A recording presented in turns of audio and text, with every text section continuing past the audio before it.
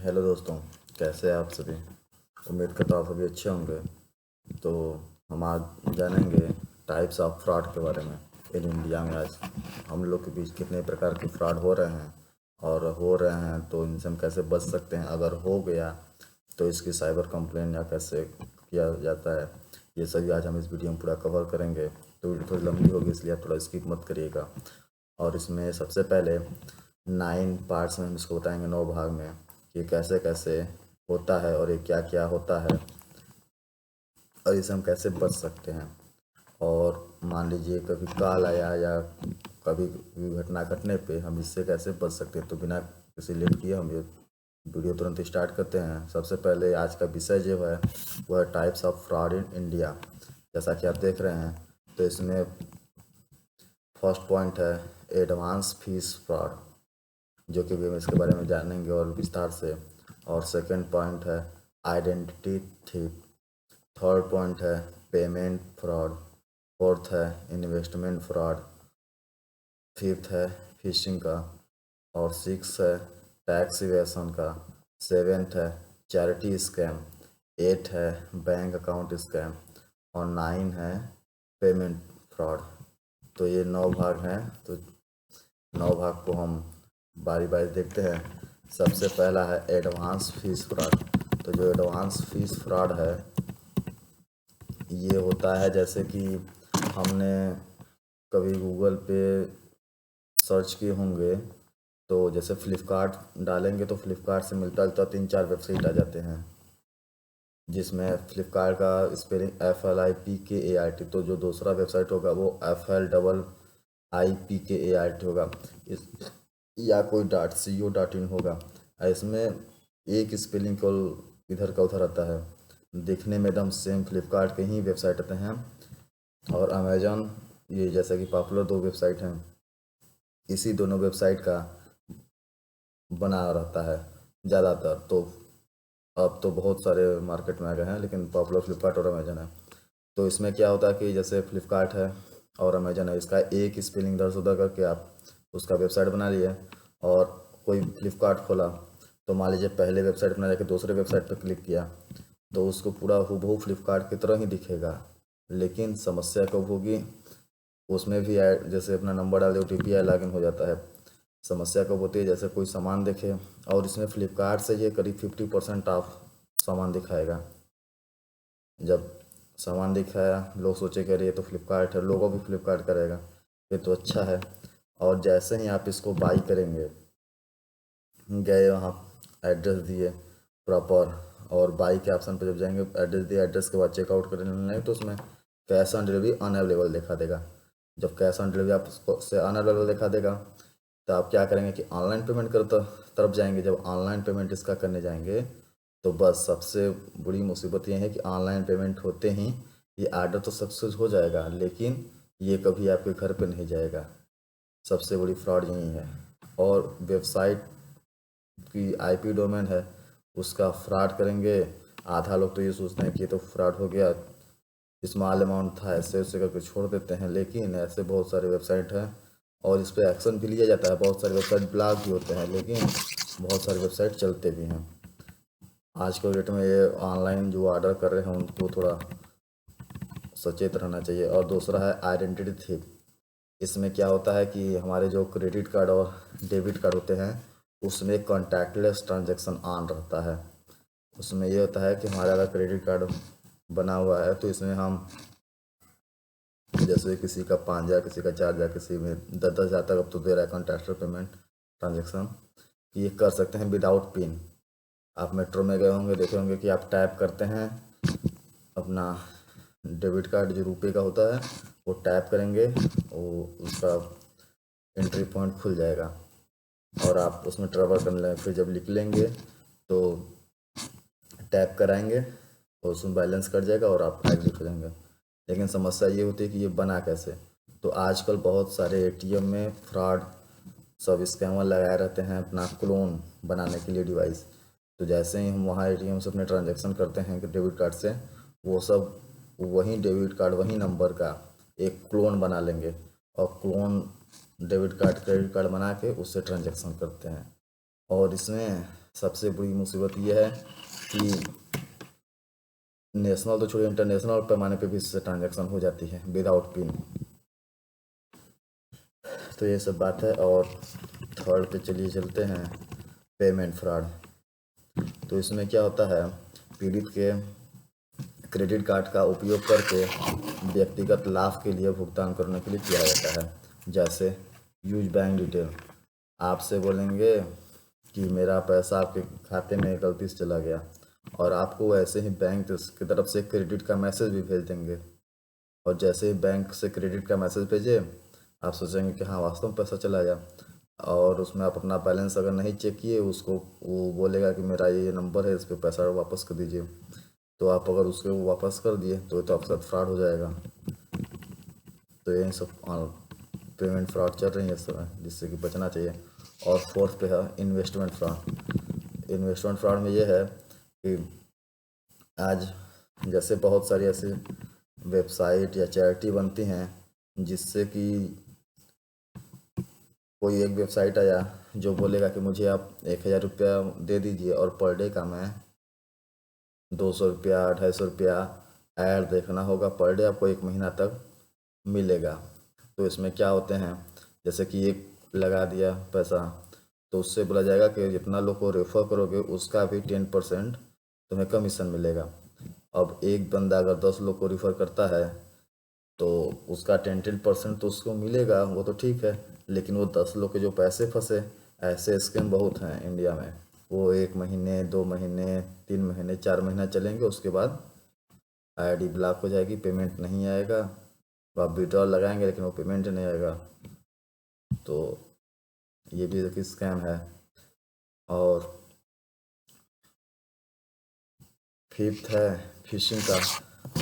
इसमें होता है कि जैसे आपके पास लिंक गया, आप उसमें पेमेंट कंप्लीट कर दिए, और ये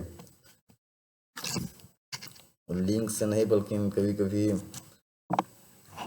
हमारे यहाँ साइबर से भी करा देते हैं, क्योंकि इसमें करीब लंबा सौ का गैंग रहता है। और फिशिंग में सबसे ज़्यादा जो ट्रांजैक्शन होते हैं वो जैसे बाइनेंस हुआ, आपसे बोलेंगे कि आप इस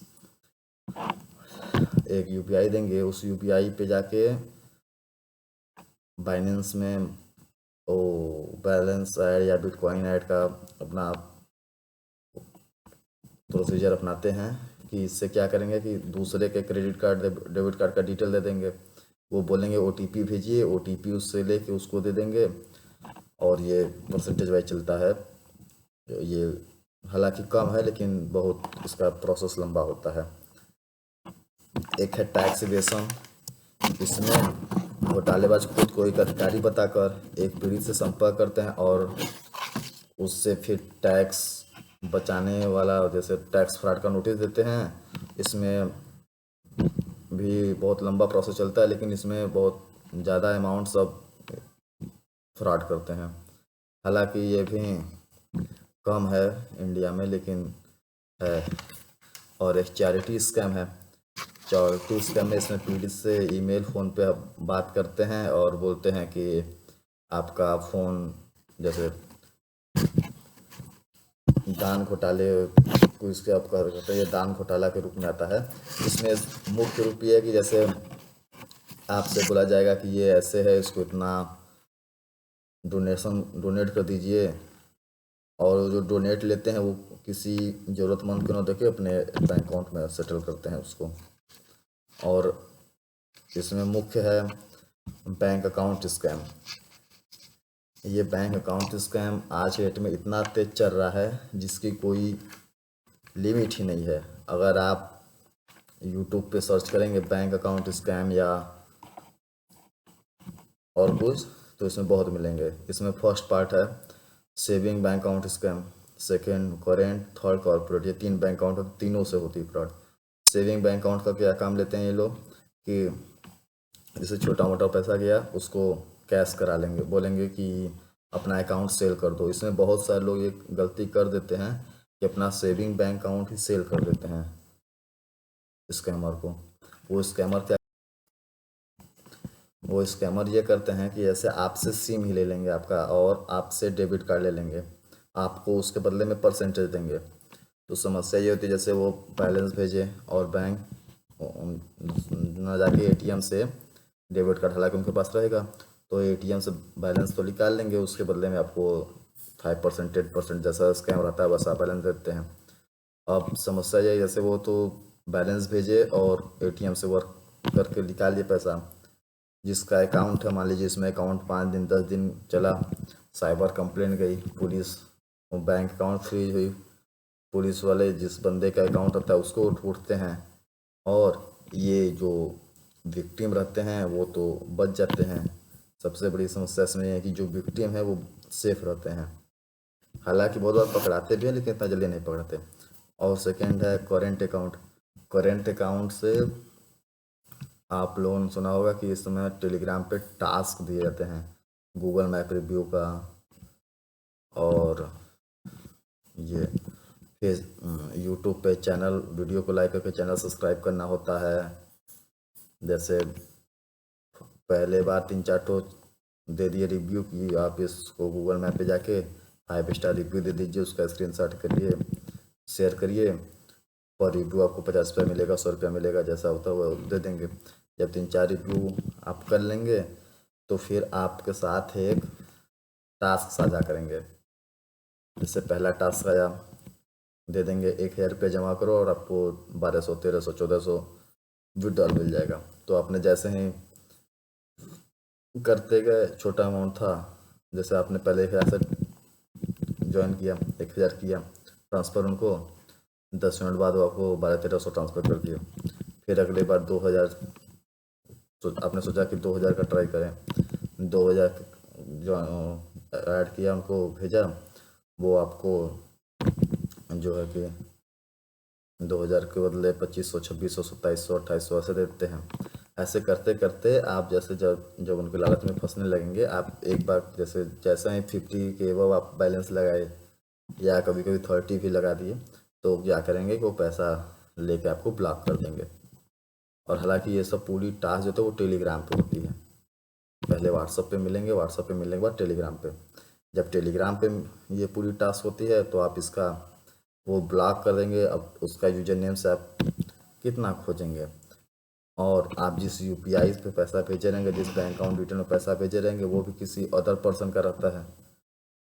जब अदर पर्सन का आप गए, उसके खिलाफ कंप्लेन किए, कंप्लेन रजिस्टर हुआ, तब तक वो सब पैसा कैश निकाल के या फिर अपना इधर उधर सेटल कर लिए रहते हैं।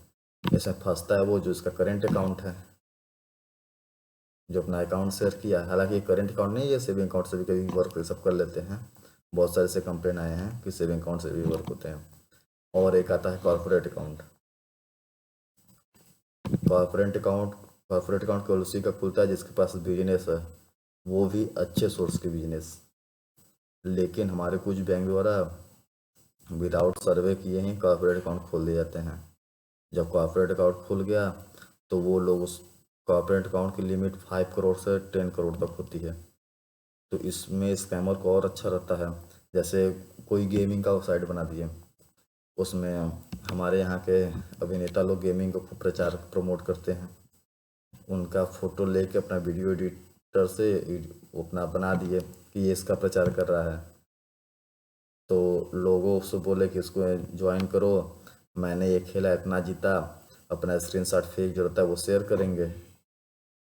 उनके जो दोस्त रहेंगे वो लोग भी सोचेंगे कि पैसा लगाएं, या कहीं फेसबुक पे ऐड डाल दिए, इंस्टाग्राम पे ऐड डाल दिए, तो लोग देखते हैं, उसमें पैसा लगाते हैं। और जैसे ही आप उसमें पैसा इन्वेस्ट किए 1000 2000, आपको शुरुआत में तो वो लालच देंगे कि आप इतना फ़ायदे में हो, इतना फ़ायदे में हो, और जैसे ही आप इसमें ज़्यादा इन्वेस्ट किए अपना, बस वहीं से आपकी आईडी ब्लॉक कर दी जाएगी या विड्रॉल आपकी आईडी की रोक लिया जाएगा। और वो जो गेम बनाए रहते हैं वो सब क्या करते हैं कि उसी कॉर्पोरेट अकाउंट का यूज करके उस अकाउंट में अपना बैलेंस एडमिन पैनल से विड्रॉल कर लेते हैं।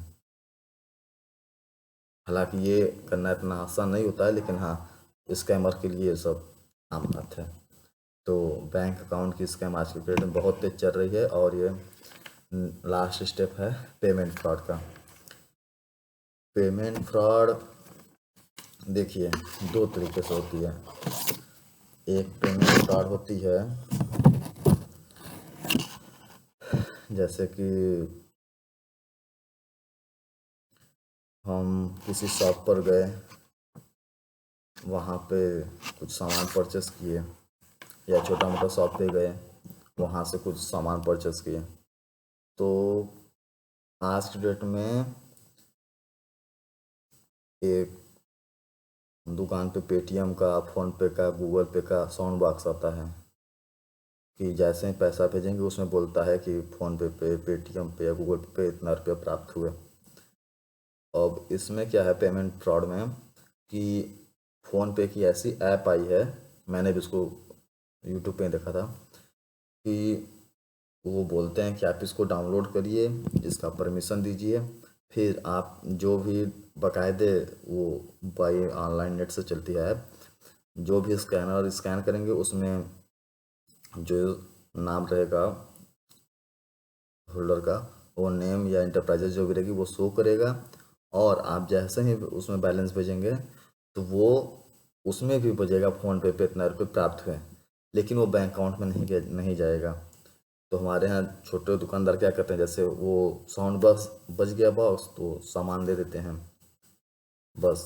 तो वो स्कैमर इसी के यूज करते हैं कि साउंड बजा, उनसे पेमेंट लेके चले गए, अरे पेमेंट नहीं दिए, साउंड बजा, दुकानदार तो सोचेगा क्या पैसा आ गया मेरे खाते में, वो तो तुरंत चेक करने नहीं जाएगा, और उसमें फ्रॉड ये होती है कि वो पैसे बैंक अकाउंट में गए ही नहीं रहते हैं। और एक पेमेंट फ्रॉड की एक और इस समय मैं देख रहा हूँ फेसबुक पर, तो उसमें APS ID मांगी जा रही है लोगों से कि आप अपनी APS ID दे दीजिए, वो उसके बदले में आपको इतना पैसा मिलेगा। तो हालांकि दोस्तों APS ID में बहुत सारे APS जैसे जो आईडी होती है, मैं किसी साइट का यहाँ नाम तो नहीं ले पाऊँगा, लेकिन हाँ जैसे प्रत्येक उसमें होता है जितनी बार आप ट्रांजैक्शन करने जाएंगे, हर ट्रांजैक्शन पे जो APS होल्डर रहता है उसका बायोमेट्रिक मांगता है। लेकिन कुछ APS ID ऐसी भी हैं जैसे कि दिन में केवल एक बार होल्डर का बायोमेट्रिक मांगता है बस, उसके बाद आप जितना मन उतना ट्रांजैक्शन करिए। तो लोग क्या करते हैं कि अपनी जैसे सुबह ID अपने यहाँ लॉगिन किए, अपने बायोमेट्रिक से एक बार अपना बायोमेट्रिक दे दिए, ID लॉगिन हो गई, परमिशन मिल गई APS ट्रांजैक्शन की, वो ID जैसे OTP बता के वहाँ फ्रॉड के पास लॉगिन करा दिए, तो वो वहाँ अपना लिए रहता सिस्टम, वो लोगों के फेक क्लोन बायोमेट्रिक से ट्रांजैक्शन करता रहेगा, करते करते वो करेगा, जैसे सक्सेस होगा वो आपके बैंक अकाउंट में पैसा भेजेगा, आप उसका कुछ परसेंट 20%, 25%, 30% तक इसमें कमीशन मिलता है। ये कमीशन अपना काट के आपको बैलेंस वो जो UPI देगा उसमें भेजना रहता है। तो इसमें समस्या तो आपको है कि आप भले उसको UPI में पैसा भेज रहे हैं, लेकिन सर सबसे पहले तो आप पकड़े जाएंगे क्योंकि आपके ID से वो ट्रांजैक्शन हो रही है, आपके ID से ट्रांजैक्शन हुई, आपके OTP सबसे पहले तो आपसे पूछताछ में ये होगी कि आपने OTP दिया कैसे, अरे वो ID लॉगिन हुई कैसे, OTP without OTP ID login ही नहीं होती। जब OTP देंगे तो ID लॉगिन होगी, जब ID लॉगिन होगी तो फिर वो 2FA मांगेगा, तो 2FA भी आप किए रहेंगे। फिर उसके बाद वो ट्रांजैक्शन करने के बाद अमाउंट जो है वो APS ID होल्डर के ही खाते में जाती है, जो कि अप्रूव रहती है पहले से, तो फिर आप अकाउंट से ट्रांजैक्शन उसके में किए रहेंगे।